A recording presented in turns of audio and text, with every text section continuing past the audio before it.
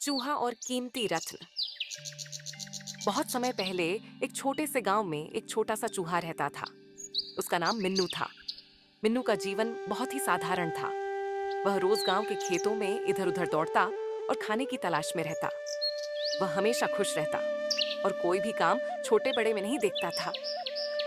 एक दिन मिन्नू खेतों में खेलते हुए एक पुरानी झील के पास पहुंच गया।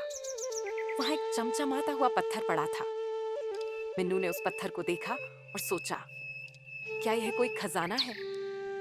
उसने उसे अपने बिल में ले जाकर छिपा लिया। कुछ दिनों बाद गांव के राजा का मंत्री उस झील के पास आया और उसने उस चमचमाते पत्थर को देखा।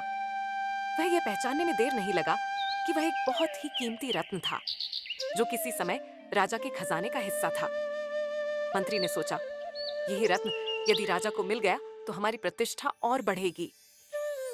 वह रत्न को लेने के लिए उस जगह लौट आया, लेकिन मिन्नू ने उसे देख लिया और पूछा, तुम कौन हो और ये क्या लेकर जा रहे हो?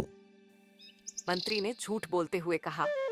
ये रत्न मेरा है, मैं इसे वापस ले जा रहा हूँ। मिन्नू ने वह रत्न मंत्री से लिया और कहा, तुम जो भी कहो, लेकिन यह रत्न अब मेरा है क्योंकि मैंने इसे पाया है। मंत्री हड़बड़ी में चला गया और राजा को यह बताया कि चूहा रत्न लेकर भाग गया है।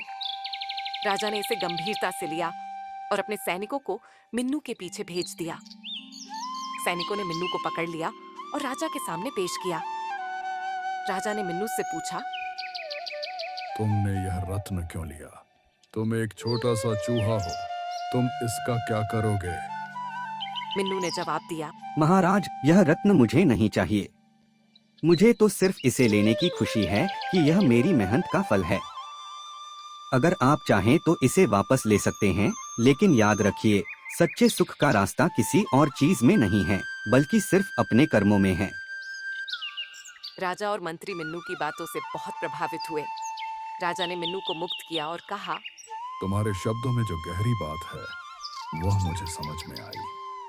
तुमने ये सिखाया कि अगर किसी चीज को दिल से कमाया जाए, तो वह सच में मूल्यवान होती है। इस कहानी से हमें यह सीखने को मिलता है कि जीवन में जो चीज आपको बिना मेहनत के मिलती है, वह कभी भी सच्ची खुशी नहीं देती। सच्ची खुशी तो अपनी मेहनत और ईमानदारी में होती है।